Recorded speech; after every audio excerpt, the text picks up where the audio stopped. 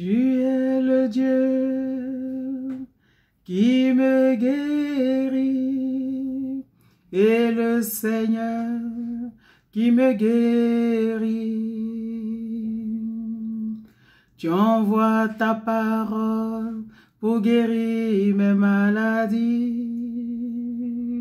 Toi le Seigneur, tu me guéris.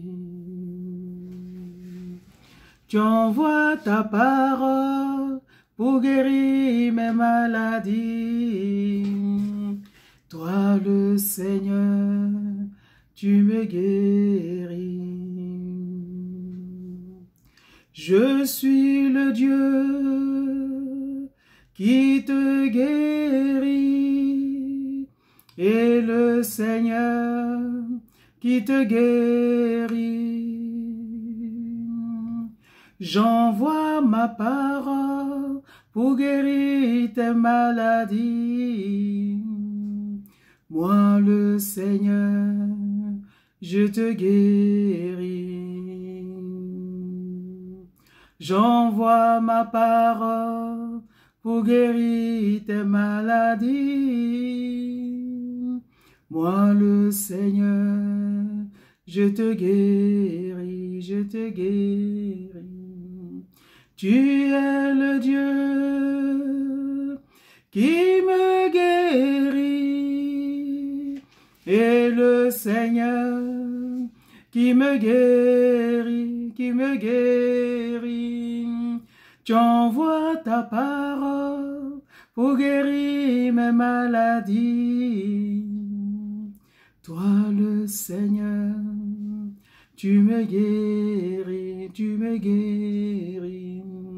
Tu envoies ta parole pour guérir mes maladies. Toi le Seigneur, tu me guéris, tu me guéris. Tu envoies ta parole pour guérir mes maladies. Toi le Seigneur, tu me guéris. Alléluia. Mon frère, ma soeur, tiens bon, car la parole nous dit qu'à la croix, le Seigneur Jésus a porté toutes nos maladies. Et sa parole nous dit que par ses meurtrissures, nous avons été guéris. À la croix, le Seigneur Jésus a cloué la maladie à la croix. À la croix, le Seigneur Jésus, nos infirmités, nos douleurs, tout ce qui se dresse contre nous aujourd'hui, le Seigneur Jésus les a déjà cloués à la croix pour nous, il y a plus de 2000 ans. Alors aujourd'hui, si tu prends le psaume 107, tu vas découvrir dans ce psaume merveilleux tout ce que le Seigneur a fait. À chaque fois, à chaque situation périlleuse, il est écrit qu'il criait vers l'Éternel et l'Éternel les délivra. Alléluia. Et dans ce même psaume, il est écrit que le Seigneur envoya sa parole et il les guérit. Quelle que soit la maladie, quelle que soit la situation, parce que la guérison, elle est physique, mais elle est aussi morale, elle est aussi spirituelle, elle est aussi financière, elle est à tout niveau la guérison. Alors c'est pour t'exhorter, c'est pour t'encourager, quel que soit ce qui s'est levé contre toi aujourd'hui, mon frère, ma soeur. Prends la parole de Dieu, cherche dans la parole de Dieu ce qui te concerne et prends cette parole-là et proclame-la. Et n'oublie surtout pas une chose, c'est que l'esprit de vie, l'esprit de vérité habite en toi et c'est le Saint-Esprit. Par le Saint-Esprit, ta parole devient vivante. Par le Saint-Esprit, ta proclamation trouve le chemin et accomplit la parole de Dieu, la promesse de Dieu dans ta vie. Quelle que soit la situation, c'est vrai que là, c'est la rentrée des classes. C'est vrai que nous sommes à la rentrée, il y a plein de choses qui se présentent devant nous. Et financièrement, ce n'est pas évident. Physiquement, ce n'est pas évident. À tous les niveaux, moralement, ce n'est pas évident. Prends la parole de Dieu. Proclame ce que te dit la parole de Dieu concernant ta situation. Si c'est la maladie physique, la parole dit que par le maître issu de Christ, nous avons été guéris. Cette parole, nous la trouvons dans Ésaïe, nous la trouvons aussi dans les épîtres de Pierre. Parce que la parole de Dieu, c'est la vérité. Il faut la proclamer avec foi pour voir sa manifestation dans notre vie. Alléluia. Que ce soit la guérison financière que tu recherches, la parole de Dieu est vivante. L'or appartient à ton Père. L'argent appartient à ton Père. Crie à lui, prends sa parole et proclame et réclame les promesses qu'il t'a faites. C'est la parole de Dieu. Dieu ne veille que sur sa parole pour l'accomplir, pour l'exécuter. On peut pleurer, on peut se lamenter. Cela ne touche pas le cœur de Dieu. Ce qui touche le cœur de Dieu, c'est si, comme des enfants, nous prenons sa parole, nous prenons ses promesses et nous venons devant lui et nous disons, Père, dans tel verset, dans telle parole, dans tel livre, tu m'as promis. Voilà, je lis cette parole que tu m'as faite, cette promesse que tu m'as faite. Et je réclame maintenant, Seigneur, sa réalisation. Je réclame maintenant, Seigneur Jésus, sa manifestation dans ma vie. Tu restes dans cette prière-là. Tu t'adresses au Saint-Esprit. Saint-Esprit, que la parole qui sort de ma bouche, qu'elle soit vivante. Que c'est une parole de feu. Que c'est une parole qui produise les résultats escomptés. Et tu verras que toute chose changera dans ta vie.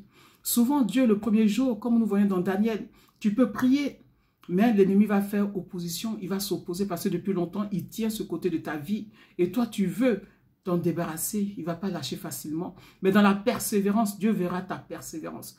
Dieu verra la foi persévérante en toi et il finira par accomplir sa promesse. Il peut le faire tout de suite dès que tu pries. Il peut le faire un jour après, une semaine après. C'est lui qui connaît le temps, le bon moment pour que tu reçoives ta victoire, pour que tu reçoives la guérison, pour que tu reçoives le succès dans le domaine que l'ennemi a mis la main.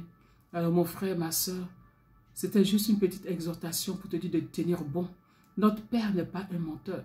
Notre Père n'est pas un Dieu qui ne se soucie pas de ses enfants. Au contraire, il nous aime tellement qu'il a donné son Fils Jésus à la croix. C'est pourquoi la parole nous dit, s'il n'a pas hésité à donner son Fils à la croix pour nous, qu'est-ce qu'il ne peut nous donner par-dessus cela? Le plus grand prix, le plus grand sacrifice, il a déjà accompli pour nous. Le reste, c'est à nous maintenant de venir à ses pieds. C'est à nous maintenant de venir avec la foi, comme des enfants obéissants, comme des enfants soumis.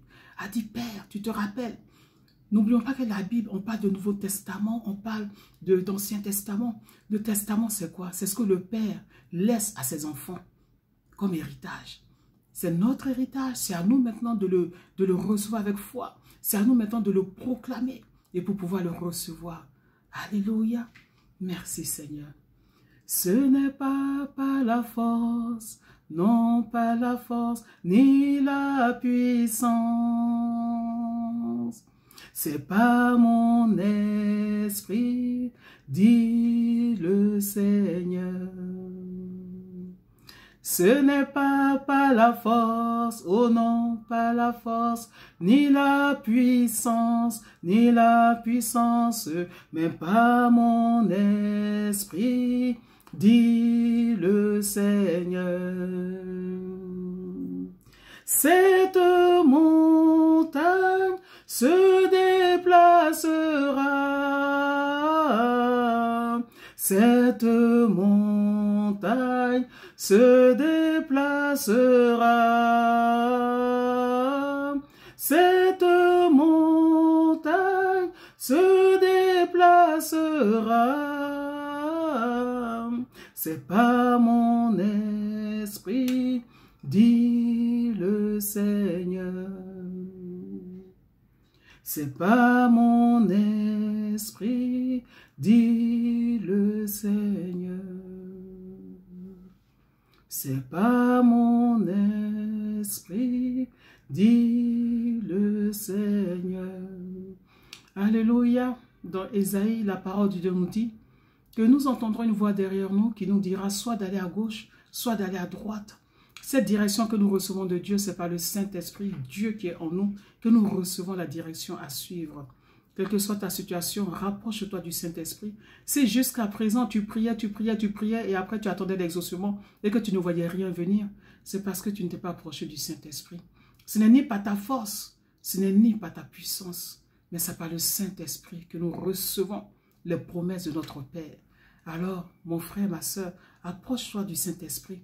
Aie une communion vivante, une communion réelle avec lui, parce que le Saint-Esprit est une personne. Et écoute-le, et lui seul, il te donnera la direction à suivre. Je t'encourage vivement, ne baisse pas les bras. Le Seigneur a déjà acquis la victoire pour nous. C'est par la foi maintenant que nous marchons dans cette victoire-là. C'est par la foi maintenant que nous recevons ce dont nous avons besoin. Garde la foi, lis la parole de Dieu tous les jours. Garde la communion avec le Saint-Esprit. Et tu vas voir, les choses vont changer dans ta vie. Mon frère, ma soeur, je t'encourage vivement. Notre Père Céleste nous aime. Le Saint-Esprit en nous nous aime. Le Seigneur Jésus-Christ nous aime. Alors, tiens bon, garde la foi, persévère. Et nous verrons tous la gloire de Dieu. Au nom de Jésus. Amen.